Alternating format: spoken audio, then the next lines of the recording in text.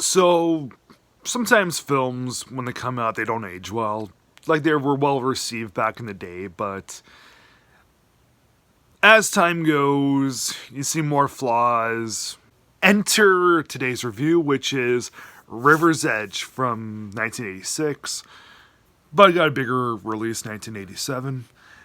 It is a movie that I really thought was going to be quite good because it's got Keanu Reeves, Crispin Glover, and Dennis Hopper. Three really talented people, one of which is very underrated and somewhat obscure, and that's Crispin Glover from Back to the Future. So, the movie is all about teen psychos. And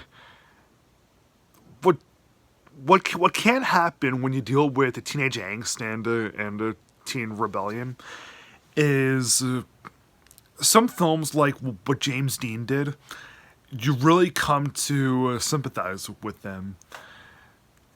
Like, you want them to just get better, get their head out of their asses, and just really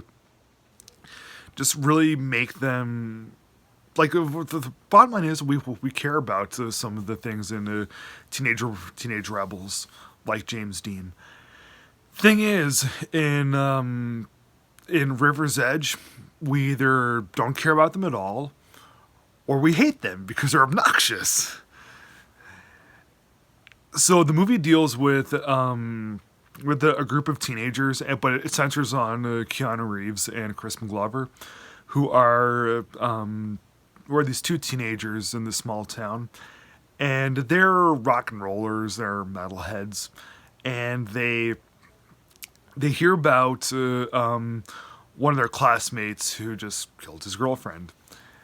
So they see it, and more people end up hearing about it. And yeah, the one person that I just could not stand in this movie that I wanted to just punch every time he came on the screen was Keanu Reeves' younger brother. What an obnoxious prick that kid is. And other than that, everyone else in the film I just could not care less about. Keanu Reeves plays kind of a normal guy in this, or a normal teenager. Crispin Glover is he's not really likable, but at the same time, he possesses some really cool charisma that the movie was in some dire need of.